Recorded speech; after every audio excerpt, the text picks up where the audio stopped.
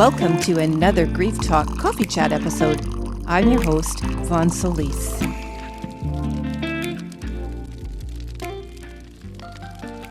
Okay, so welcome again to another Grief Talk Coffee Chat episode. Today I wanted to talk a little bit about the dark web and, what your kids may be getting up to. The previous episode with Andrea Davis of Better Screen Time was absolutely so impacting and so powerful for parents to listen to or watch. And I'm going to put that link to that episode below for your convenience if you still haven't seen it. But Andrea and Andrea was a former educator, and she got into the Better Screen Time business to help parents develop a tech plan for their children, starting from babies right through to late in their teens. And I'm not going to go into detail about what we discussed in that episode, but essentially we covered a lot of the harmful effects right from birth to 6 years old, where parents in the last generation for sure have felt very pressured to put a device in the little wiggling hands of their babies to comfort and console, and the effects that researchers of pediatrics and so on are now finding from technology, essentially the biggest one being that starting from babyhood and into childhood, and certainly by teens, our children of today are not able to really regulate their emotions.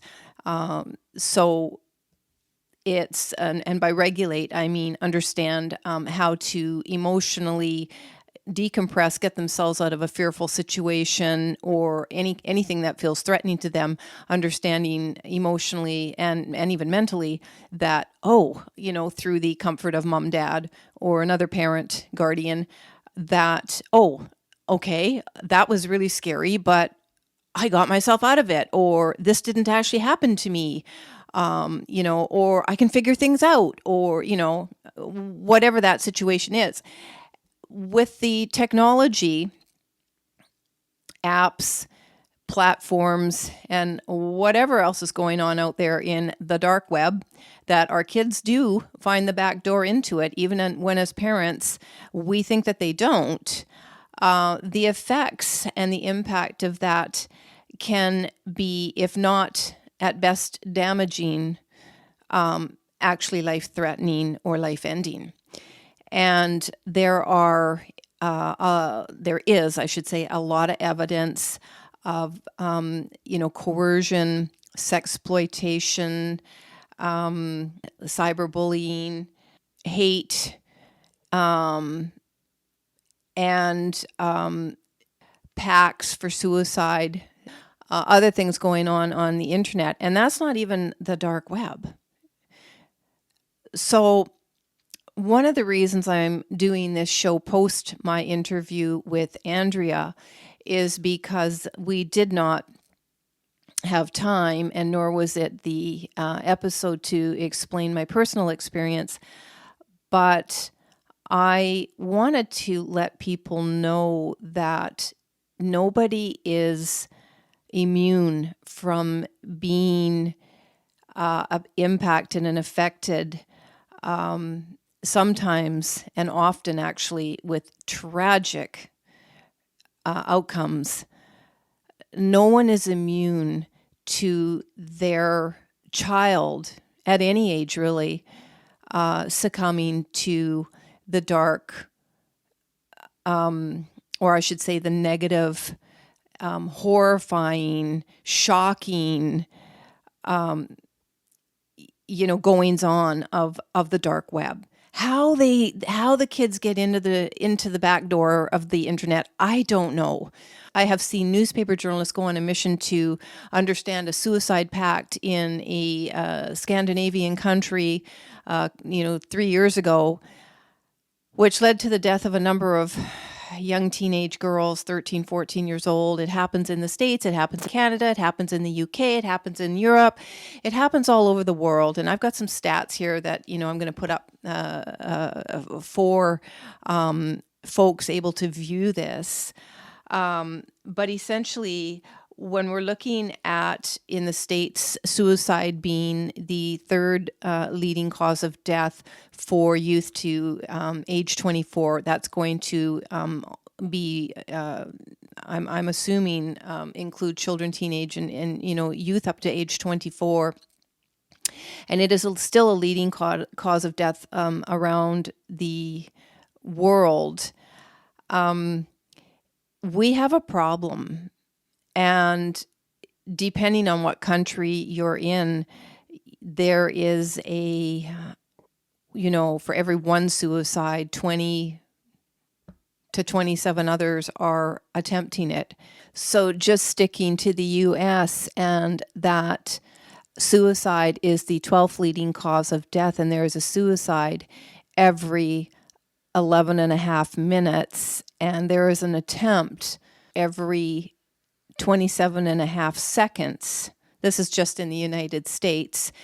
I'm in Canada. Our rates are similar, as adjusted. I'm pretty sure the rates around the world are pretty similar.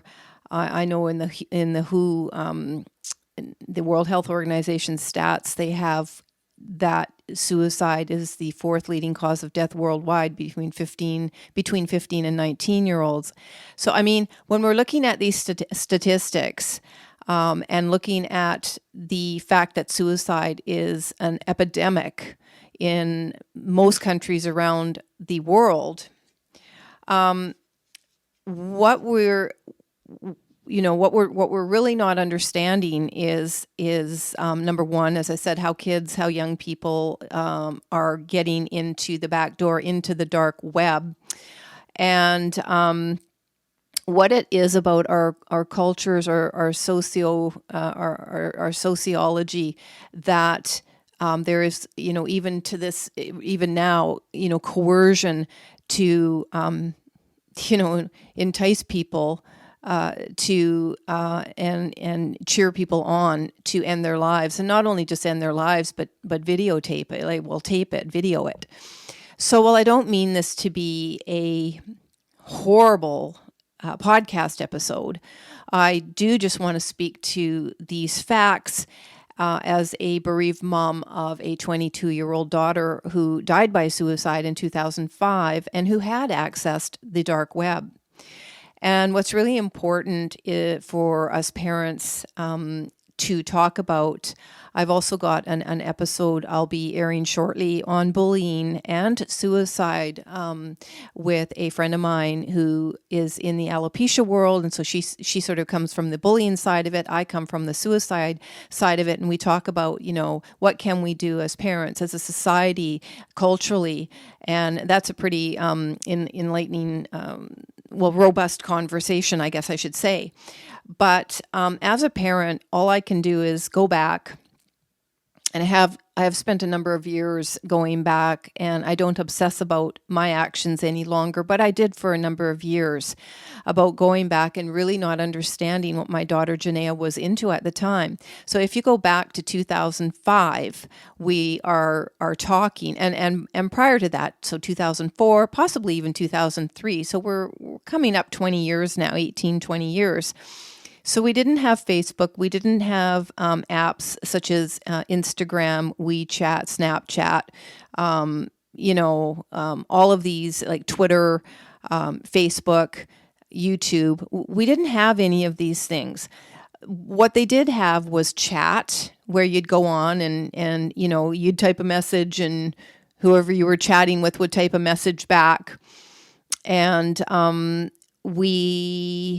I think that's about all we had back then was like chat. We didn't have iPhones yet. And so there wasn't this immediacy of connection through some type of an app. And we had boards. That's the other thing I wanted to say. So we have boards. And so I didn't think much of it because I actually didn't know how harmful, even back then, almost 2 decades ago, the internet could actually really be. But after my daughter died, the police absconded with her 2 computers, and I actually didn't even know why they took them. I was like, why are they taking the computers? And I imagine they'd still do that today, confiscate devices when there's suicide and so on. And it was about 2 months later, they brought the computers back and didn't really say anything, but did confirm that she had accessed some of the dark web, and more specifically, at least 2 suicide boards. And they wiped that clean. Obviously, they did not want us finding, as parents, finding where she had been, what she had said, and so on. And Lord only knows what those messages would have been. But anyway, right after that, I was able to gain access to yet another suicide board as an observer, and somebody that had some tech savvy skills back then got me in, and I never registered for it. I was able just to read what people were doing, what the site was about, and so on. Ultimately, with its thousands of members, including a young teen, you were technically supposed to be 18 years old to be on that site, but younger people were on it. And essentially, the purpose of the site was for, and this is again, we're going back a couple of decades. I have no idea how much more impacting and coercive and enticing it is today, the language, the type of content being posted, and so on, shared. But back then, it was done through chat only, so just messaging, no images or anything like that. It wasn't not text messaging, typing. And essentially, it was about encouragement. So you could go to this site and you could talk about your suicidal thoughts and how depressed you were and that you wanted to kill yourself, like I want to die.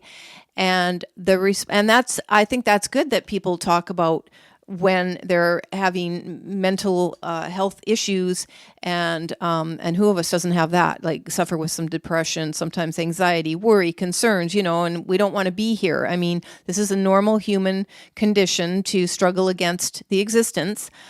But the difference is, for someone who really means it, it's really knowing who that person is, or when one of your loved ones turns into that person, which is about 8 to 10% of suicide attempts or people talking about suicide. The average rate is about 8 to 10% of those who threaten suicide, or of actual people with suicide ideation, even maybe attempts.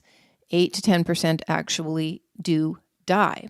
So knowing when to take something serious, number one, as parents, we don't even know our kids are having these kinds of conversations, but we do know from, as I said earlier, newspaper journalists researching and putting stories together, documents. You can go to YouTube, and although there's not a lot of stuff there, I have found 2 or 3 stories shared on YouTube about the suicides of young people. And in looking back, you go, oh yeah, the signs were all there. Same in our case, but it's when you don't know what you're looking for that is. And even if you do know what you're looking for, there's still no guarantee. You still don't really know what you're looking for. You don't know what's going through, your child's mind at any age. So I guess what I'm really just trying to say in this episode is that the dark web exists, and even without the dark web, where like I said, I just don't even know what all they're accessing.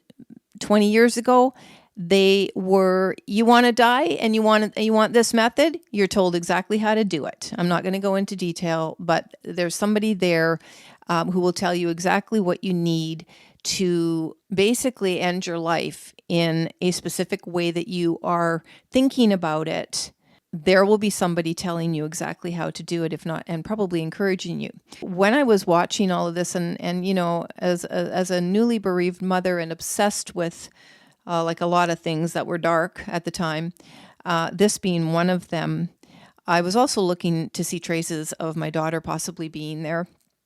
And I stayed sort of watching that site. And obviously people were anonymous. And so, had handles. So you would have no idea who they really were, where they were, where they lived, where they were coming from. And the only way you would really know that is if they said like their age, for example, or they spoke about I really want to end my life today, but my mom and dad are coming home in, 2 hours and I don't know if I'll have enough time, things like that. So you kind of figure out if you're talking to, or sorry, not talking to, if you're reading, something posted by an older, even professional adult or a young person, in which case they were still being encouraged, I would say, not anything anti-suicide or suicide prevention where it's please just go talk to your parents. How can we help you? What are you feeling? What are you struggling with? It was really all about, the suicide boards were all about promoting and supporting those who wanted to end their life.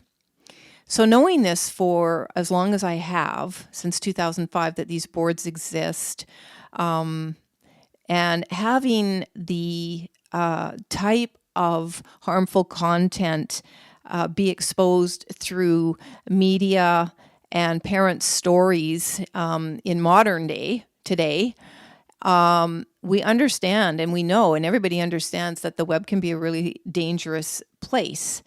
And when you think that the worst can't happen to you, I want to let you know that it can. It absolutely can. And it doesn't matter how much money you have. It doesn't matter how beautiful your home is. It doesn't matter that your child has the best support that you feel you can give that child. It doesn't matter how many extracurricular activities they're in. It doesn't matter how many A's they get. It doesn't matter how popular they may be. Recent suicides of top young female athletes in the United States, boom, boom, boom, shows that none of that matters. And when, as parents, we're going off to work and we may or may not be meeting up at the dinner table and eating together, because life practices are such that they're so busy, and I'm pretty sure that hasn't changed since I was raising my children 30 to 40 years ago. And and this activity after school for this one and that activity for that one, and running around and working full time, and sometimes maybe trying to manage aging parents or other responsibilities. And maybe there might be relationship tensions that you have to deal with, and all of that, just to say it can become easy to very quickly, and without even really knowing it, to lose your grip on the family and on what your kids are doing. I don't expect this episode actually to get a whole lot of views or listens, just because it's a topic that we really don't want to talk about. And most people think that something really bad or something really tragic that happened to, the person across the street or down the road or in your kid's classroom or whatever, or in your kid's school, whatever, you think that it happens to other people. You don't think that it happens to you. And you might be right. Maybe it won't happen to you, and I hope it doesn't happen to you, because obviously there are far fewer bereaved parents in the world than there are parents who still happily have all of their children.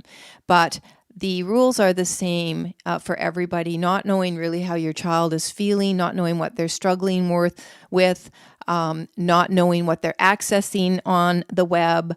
When scientists and medical professionals have found that social devices have become the go-to comfort when a child is in trauma or in hospital, or getting a needle or whatever is happening to them that is highly impacting in their life in a negative way. and they're using the social device instead of having the parent comfort them. And this is with no disrespect to parents. It's the way, and if you watch the episode with Andrea, she talks about this. This is the way that parents have been conditioned and even pressured to make sure they're not losing out by robbing their kids the opportunity of being connected to the net and having the latest device and so on. The effects now, with science able to look at nearly a generation. So we'll talk, up to early 20s at this point, from baby to early 20s, where they've had the most impact in having a device in their hands from the youngest of ages. They're finding that we're basically raising and have raised a generation of young individuals who, and I'm going to read this because I don't want to get it wrong, they are dependent on devices for comfort, learning, awareness, development, and influence. So I really wanted to say that again. This is the first generation having grown up largely with devices, so to about their early 20s, maybe a little younger, because my son is 30, and there weren't the devices when he was a baby. This all came a little bit after, and I'm not sure if they started when he was around 10. And he got his first, iPod, I think it was called. But we didn't have the phones. We weren't giving babies the phones and iPads and computers and whatever parents are struggling with keeping their child connected to some device because you're just supposed to, versus when we had to rely on just, the same old-fashioned kind of toys that they had in the decades before, with the exception of maybe they were making different sounds, okay? Maybe a few more electronic sounds, but we weren't dealing with the interaction. And as Andrea talks, it's more about the interaction and the touch screen. The touch screen, as opposed to just viewing, even when they view television, it's the interaction of the touch that has really screwed up the brain's regulation and created a generation of young individuals, and we're raising them now as children who, I repeat, turn to their devices for comfort, learning, awareness, development, and influence. So, coupled with their ability to access apps and platforms they shouldn't be accessing, and cases in recent news reports of sexploitation going on, in addition to exploitation, blackmailing, bullying, hate crimes, suicide, coercion, and enticement, we really have a cultural and social problem. And while we're obviously not going to solve it by just a handful of conversations, what they have found to be the most impacting for change is communication, play for children, of course, but communication. And I can attest to the fact that even though I had a close relationship with my daughter and we had the conversations, I was terrified to ask her her thoughts on suicide, her thoughts on self-harm, and most specifically, whether or not she had been thinking about it or whether or not she was planning to do anything to herself. And for that, I take full responsibility as a parent who was living in fear and worried about her because something seemed off, but worried about her and trusting medical intervention that, it was just growing pains of young adulthood.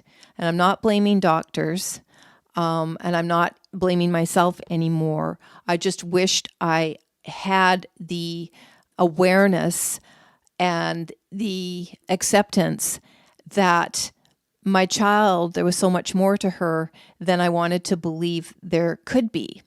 And at the time, I wasn't even aware of the dark web, didn't even know the term. But today, there's no reason for parents not to know that term.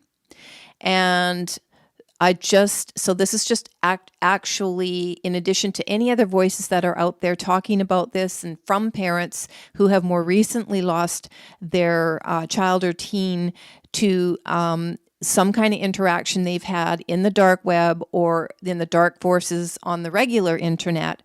I just want to add my voice to it as well and say, please do not make the same mistake that parents like us have made, where we trusted, we assumed, we stayed silent, we kept the worry inside, we did not check devices, we didn't, have the conversations about, what type of apps are you accessing? Has anyone, texted you, bullied you? Is anyone bullying you?